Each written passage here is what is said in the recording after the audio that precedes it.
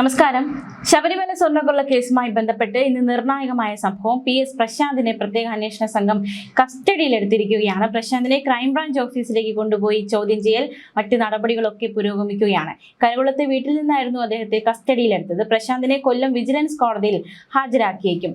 ശബരിമല ശ്രീകോവിലെ ദ്വാരപാലക ശില്പങ്ങളിലെ സ്വർണ്ണപ്പാളികൾ 2025 ചട്ടം ലംഘിച്ച് ചെന്നൈയിലേക്ക് കൊണ്ടുപോയതിൽ PS പ്രശാന്ത് അടക്കം 7 പേർക്ക് പങ്കുണ്ടെന്ന് പ്രത്യേക അന്വേഷണ സംഘം കഴിഞ്ഞ മാസം ഹൈക്കോടതിയെ അറിയിച്ചിരുന്നു. 2019 സ്വർണ്ണ കവർച്ചയും ക്രമക്കേടും മറയ്ക്കാനാണ് 2025 പാളികൾ ചെന്നൈയിലെത്തിച്ച് സ്വർണം പൂശിയത് എന്നാണ് കണ്ടെത്തൽ.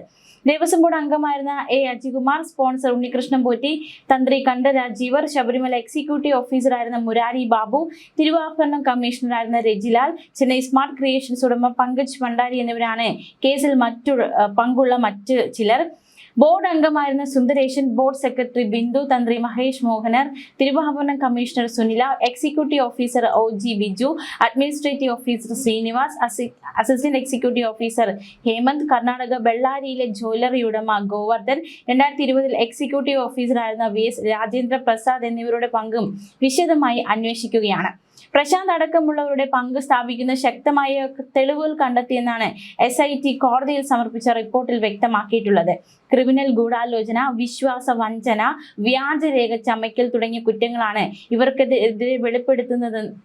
ഇവർക്കെതിരെ ചുമത്തിയിട്ടുള്ളതെന്നും SIT വ്യക്തമാക്കുന്നുണ്ട്. അതേസമയം ഇന്ന് രാവിലെയോടെ പ്രശാന്ത് ഒരു ഫേസ്ബുക്ക് പോസ്റ്റ് പങ്കുവച്ചിരുന്നു. ഏത് നിമിഷവും അറസ്റ്റ് ഉണ്ടാകുമെന്ന് ചൂണ്ടിക്കാട്ടിയായിരുന്നു പ്രശാന്ത് ഫേസ്ബുക്കിൽ പോസ്റ്റ് പങ്കുവച്ചത്. ഇതിന് പിന്നാലെയാണ് ക്രൈംബ്രാഞ്ച് സംഘം വീട്ടിലെത്തിയത്. നീക്കത്തിന് പിന്നിൽ സർക്കാരിന്റെ രാഷ്ട്രീയ സമ്മർദ്ദമാണെന്നാണ് പ്രശാന്തിന്റെ ആരോപണം. അദ്ദേഹത്തിന്റെ ഫേസ്ബുക്ക് പോസ്റ്റ് അതിന്റെ പൂർണ്ണ രൂപം നോക്കാം. ഭക്തജനങ്ങളെ, 2025 ഞങ്ങൾ ചെയ്ത തെറ്റ് എന്താണ്? 2019 ശബരിമല സ്വർണ്ണ മോഷണ കേസ് പുറത്തുവരാൻ നിമിത്തമായി മാറുകയും സത്യസന്ധമായി പ്രവർത്തിക്കുകയും ചെയ്ത ഞങ്ങളുടെ ബോർഡിനെയും ഇപ്പോൾ പ്രതിപട്ടികയിൽപ്പെടുത്തിയിരിക്കുന്നു. ഏത് നിമിഷവും അറസ്റ്റ് ഉണ്ടാകുമെന്നാണ് കിട്ടുന്ന വിവരങ്ങൾ. ഈ നീക്കത്തിന് പിന്നിൽ ഈ സർക്കാരിന്റെ രാഷ്ട്രീയ സമ്മർദ്ദമാണെന്ന് പറയേണ്ടതില്ലല്ലോ. ഇന്ത്യൻ ഭരണഘടനയും രാജ്യത്തെ നീതിന്യായ വ്യവസ്ഥയും മാനിക്കുന്ന ഒരു പൗരൻ എന്ന നിലയിൽ ബഹുമാനപ്പെട്ട കോടതിയുടെ നിരീക്ഷണത്തിൽ നടക്കുന്ന ഈ കേസിനോട് പൂർണ്ണമായും സഹകരിക്കും.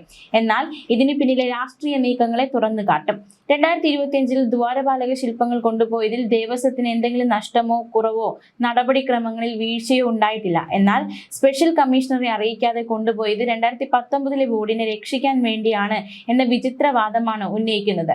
ഞങ്ങളുടെ ബോർഡ് വരുന്നതിന് 6 മാസങ്ങൾക്ക് മുൻപ് തന്നെ ശബരിമല എക്സിക്യൂട്ടീവ് ഓഫീസറിൽ നിന്നും വാതിലിന്റെ, കട്ടിളപ്പാളികളുടെ, ദ്വാരപാലക ശില്പങ്ങളുടെ ന്യൂനതകൾ പരിഹരിക്കുവാനുള്ള ഫയൽ നീക്കങ്ങൾ തുടങ്ങിയിരുന്നു. ഈ ഫയൽ നീക്കം ഞങ്ങളുടെ ബോർഡ് അറിഞ്ഞിരുന്നില്ല. ബോർഡ് അധികാരത്തിൽ വന്ന ശേഷം സന്നിധാനത്തെ ജീവനക്കാരുടെ പരാതിയെ തുടർന്ന് ദ്വാരപാലക ശില്പങ്ങൾ കാരണം ഉണ്ടാകുന്ന അശുദ്ധി മാറ്റുവാനാണ് ശ്രമിച്ചത്. സത്യസന്ധമായും ഭക്തിയോടെയും ഭഗവാന് വേണ്ടി ചെയ്ത കാര്യത്തിൽ പശ്ചാത്താപമില്ല. എന്നായാലും സത്യം ജയിക്കും. പ്രിയപ്പെട്ട ഭക്തജനങ്ങളുടെ അറിവിലേക്ക് കേസിന്റെ നാൾ വഴികളും ഞങ്ങൾ ചെയ്ത നടപടിക്രമങ്ങളുടെ സുതാര്യതയും സമർപ്പിക്കുകയാണ്. 2023 നവംബറിൽ ചുമതലയേറ്റ് സന്നിധാനത്തെത്തുമ്പോൾ ജീവനക്കാരുടെ നിരന്തരമായ പരാതിയായിരുന്നു നെയ്യ് അഭിഷേകം കഴിഞ്ഞ് ശ്രീകോവിലിന് മുൻവശം കഴുകുമ്പോഴും തുടയ്ക്കുമ്പോഴും ദ്വാരപാലക ശില്പങ്ങളുടെ പാദങ്ങളുണ്ടായ പൊട്ടലുകൾ കാരണം തകിടുകളിൽ തട്ടി കൈ മുറിഞ്ഞ് രക്തം വീഴുന്നു. അത് നിരന്തരം അശുദ്ധിക്ക് കാരണമാകുന്നു. ഇതിന്റെ അടിസ്ഥാനത്തിൽ 2024 മാർച്ചിൽ ശബരിമല അഡ്മിനിസ്ട്രേറ്റർ ഓഫീസർക്ക് നിയമപരമായ നടപടികൾ തുടങ്ങാൻ ബോർഡ് നിർദ്ദേശം നൽകുന്നു. 6 മാസങ്ങൾക്ക് ശേഷം 2024 സെപ്റ്റംബർ മാസത്തിൽ ബോർഡിന് മുന്നിൽ ഇതുമായി ബന്ധപ്പെട്ട ഫയൽ എത്തുന്നു. ഇലക്ട്രോപ്ലേറ്റിംഗ് ചെയ്ത ദ്വാരപാലക ശില്പങ്ങളിലെ പൊട്ടൽ മാറ്റുവാൻ സ്പോൺസറുടെ കൈവശം ചെന്നൈയിലേക്ക് കൊടുത്തു വിടണം എന്നതായിരുന്നു അന്നത്തെ ഉദ്യോഗസ്ഥരുടെ റിപ്പോർട്ട്. സ്പോൺസറുടെ കൈകളിൽ കൊടുത്തുവിടാൻ കഴിയില്ല. പകരം ദേവസ്വം ഉദ്യോഗസ്ഥർ വിജിലൻസിന്റെ സാന്നിധ്യത്തിൽ കൊണ്ടുപോയി നവീകരിച്ച് തിരികെ എത്തിച്ച് പുനഃസ്ഥാപിക്കണം എന്നതായിരുന്നു ബോർഡിന്റെ കൃത്യമായ ഉത്തരവ്. അന്നുവരെ ദ്വാരപാലക ശില്പങ്ങളുടെ എന്തെങ്കിലും പ്രശ്നങ്ങളെ സംബന്ധിച്ച് വിജിലൻസ് സംഘത്തിന്റെയോ ദേവസ്വം ഉദ്യോഗസ്ഥരുടെയോ ഒരു റിപ്പോർട്ട് ഞങ്ങളുടെ ബോർഡിന് മുന്നിൽ ഉണ്ടായിരുന്നില്ല എന്നത് പ്രത്യേകം ഓർക്കേണ്ടതാണ്. ഒരു വർഷത്തിന് ശേഷം 2025 സെപ്റ്റംബർ 7 തിരുവാഭരണ കമ്മീഷണറും വിജിലൻസും മറ്റു ഉദ്യോഗസ്ഥരും സന്നിധാനത്തെത്തുന്നു. ദ്വാരപാലക ശില്പങ്ങൾ അഴിച്ചെടുക്കുന്നു. ആകെ തൂക്കം, അതിൽ സ്വർണത്തിന്റെ അളവ് എന്നിവ മഹസറിൽ കൃത്യമായി രേഖപ്പെടുത്തുന്നു.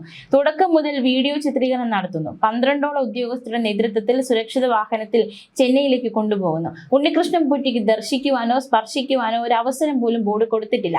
ഈ നടപടിയുടെ ഭാഗമായി സ്പെഷ്യൽ കമ്മീഷണറെ അറിയിച്ചില്ല എന്ന ഉദ്യോഗസ്ഥ വീഴ്ച ഉണ്ടാകുന്നു. ബഹുമാനപ്പെട്ട കോടതി ശില്പങ്ങളുടെ പണി നിർത്തിവെക്കാൻ ഉത്തരവ് നൽകുന്നു. ദേവസ്വം SP-യുടെ റിപ്പോർട്ട് അനുസരിച്ച് ഉദ്യോഗസ്ഥ വീഴ്ചയ്ക്ക് ബോർഡ് സെക്രട്ടറി മാപ്പ് പറയുന്നതോടെ വീണ്ടും ബഹുമാനപ്പെട്ട കോടതി അനുമതി നൽകുന്നു. ശില്പങ്ങൾ പണി പൂർത്തീകരിച്ച് സന്നിധാനത്ത് എത്തിക്കുന്നു. 2025 ദ്വാരപാലക ശില്പങ്ങളുടെ വിഷയങ്ങൾ അവിടെ അവസാനിക്കുകയാണ്. പിന്നീട് ഒരു മാസത്തിന് ശേഷം ദ്വാരപാലക ശില്പങ്ങൾ ശബരിമല തന്ത്രി, സ്പെഷ്യൽ കമ്മീഷണർ, SP വിജിലൻസ് എന്നിവരുടെ സാന്നിധ്യത്തിൽ പുനഃസ്ഥാപിക്കുമ്പോൾ ആകെ തൂക്കവും സ്വർണത്തിന്റെ അളവും വർദ്ധിക്കുകയാണ് ഉണ്ടായത്. ദേവസ്വത്തിന് 1 രൂപയുടെ നഷ്ടം പോലും ഉണ്ടായിട്ടില്ല. ഇതിനെ സംബന്ധിച്ച് വിശദമായ റിപ്പോർട്ട് തിരുവാഭരണ കമ്മീഷണർ ബഹുമാനപ്പെട്ട കോടതിയിൽ സമർപ്പിച്ചിട്ടുണ്ട്. എന്നാൽ സെപ്റ്റംബർ 20 നടത്തുന്ന അയ്യപ്പ സംഗമത്തിനെ പൊളിക്കുവാൻ താങ്ങുപീഠങ്ങൾ സ്വന്തം വീട്ടിൽ വെച്ചിട്ട് ശബരിമല എക്സിക്യൂട്ടീവ് ഓഫീസിൽ ഉണ്ട് എന്ന് ഉണ്ണികൃഷ്ണൻ പോറ്റി സെപ്റ്റംബർ 17 പ്രമുഖ മാധ്യമത്തിൽ കൂടി വ്യാജ ആരോപണം ഉന്നയിക്കുന്നു. അയ്യപ്പ സംഗമത്തിൽ ഉണ്ണികൃഷ്ണൻ പോറ്റിയെ ക്ഷണിച്ചില്ല എന്നതായിരിക്കാം കാരണം. അതിൽ ഒരു ഗൂഢാലോചനയെ സംശയിക്കുന്നു. തുടർന്നുള്ള അന്വേഷണത്തിൽ ദേവസ്വം വിജിലൻസ് ഉണ്ണികൃഷ്ണൻ പോറ്റിയുടെ സഹോദരിയുടെ വീട്ടിൽ നിന്ന് താങ്ങുപീഠങ്ങൾ കണ്ടെടുക്കുന്നു. അവിടെ മുതലാണ് 2019 ഉണ്ണികൃഷ്ണൻ പോറ്റി സംഘവും നടത്തിയ മോഷണം പുറത്തു വരുന്നത്.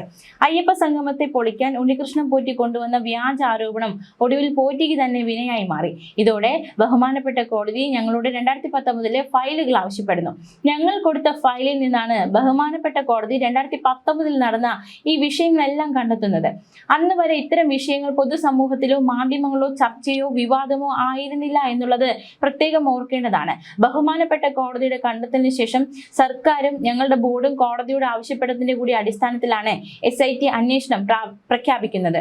നിർഭാഗ്യവശാൽ രാഷ്ട്രീയ സമ്മർദ്ദത്തിന്റെ ഭാഗമായി സത്യസന്ധമായും സുതാര്യമായും പ്രവർത്തിക്കുകയും ഇത്തരം കാര്യങ്ങൾ പുറത്തുവരാൻ നിമിത്തമായി മാറിയ ഞങ്ങളുടെ ബോർഡിനെ ഇപ്പോൾ പ്രതിപട്ടികയിൽപ്പെടുത്തുകയാണ്.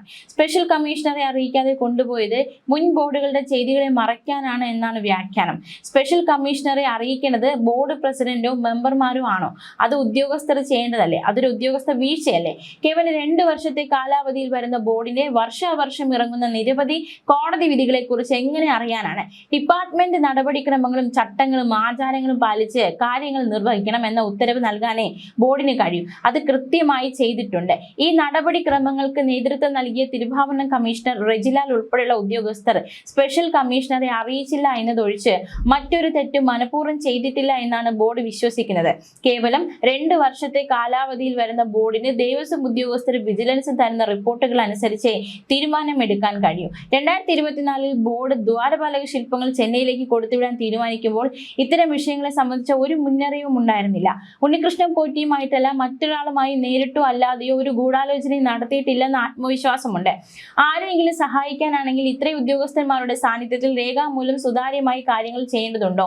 2019 ഫയലുകൾ ബഹുമാനപ്പെട്ട കോടതി ആവശ്യപ്പെട്ടപ്പോൾ ഞങ്ങളുടെ ബോർഡല്ലേ കൃത്യമായി ഹാജരാക്കിയത്. SIT ആവശ്യപ്പെട്ട എല്ലാ രേഖകളും ഞങ്ങളുടെ ബോർഡ് തന്നെയല്ലേ ഉദ്യോഗസ്ഥരെ കൊണ്ട് ഹാജരാക്കിപ്പിച്ചതെന്നും പ്രശാന്ത് ഫേസ്ബുക്ക് പോസ്റ്റിലൂടെ ചോദിക്കുന്നു. ആരെങ്കിലും സഹായിക്കാനാണെങ്കിൽ ഇതെല്ലാം കൃത്യമായി ചെയ്യേണ്ടതുണ്ടോ? മുകളിൽ പറഞ്ഞ ചില വാദങ്ങൾ നിരത്തിയാണ് ഞങ്ങളെ കൂടി ഇപ്പോൾ ക്രൂശിക്കാൻ ശ്രമിക്കുന്നത്. അതിന്റെ വഴിക്ക് നടക്കട്ടെ. അയ്യപ്പ ഭഗവാന്റെ ശ്രീകോവിലിന് മുന്നിൽ കണ്ട് അശുദ്ധി മാറ്റാൻ ശ്രമിച്ചതാണോ ചെയ്ത തെറ്റ്? രക്തം വീണാലും അശുദ്ധി വന്നാലും അത് അവിടെ ഇരുന്നോട്ടെ എന്ന് കരുതിയിരുന്നുവെങ്കിൽ ഞങ്ങളുടെ ജീവിതത്തിൽ വന്നുപെട്ടിരിക്കുന്ന ഈ വലിയ വിപത്തിൽ പെടില്ലായിരുന്നു. എങ്കിലും ഭഗവാന് മുന്നിൽ അശുദ്ധി മാറ്റാൻ ശ്രമിച്ച കാര്യത്തിൽ ഇപ്പോഴും പശ്ചാത്താപമില്ല. ഞങ്ങളെ കൂടി പ്രതിയാക്കണമെന്ന വാശിയോടെ കാര്യങ്ങൾ വളച്ചൊടിക്കുന്നവർക്കും അതിൽ ആനന്ദം കണ്ടെത്തുന്നവർക്കും യാതൊരു കുറ്റവും ചെയ്യാതെ ഞങ്ങൾ അനുഭവിക്കുന്ന മാനസിക സംഘർഷം മനസ്സിലാകണമെങ്കിൽ അത് സ്വന്തം ജീവിതത്തിൽ വന്നു ചേരണം. അങ്ങനെ ഒരു സ്ഥിതി ആർക്കും ഉണ്ടാകാതിരിക്കട്ടെ എന്ന് പറഞ്ഞാണ് പ്രശാന്ത് ഫേസ്ബുക്ക് പോസ്റ്റ് അവസാനിപ്പിച്ചിരിക്കുന്നത്. എന്തായാലും അദ്ദേഹത്തെ കസ്റ്റഡിയിൽ എടുത്തിരിക്കുകയാണ്. തുടർ നടപടികൾ എന്തൊക്കെയാണെന്ന് വരും മണിക്കൂറുകൾ വ്യക്തമാകും. ന്യൂസ് ഡെസ്ക് മലയാളി വാർത്ത.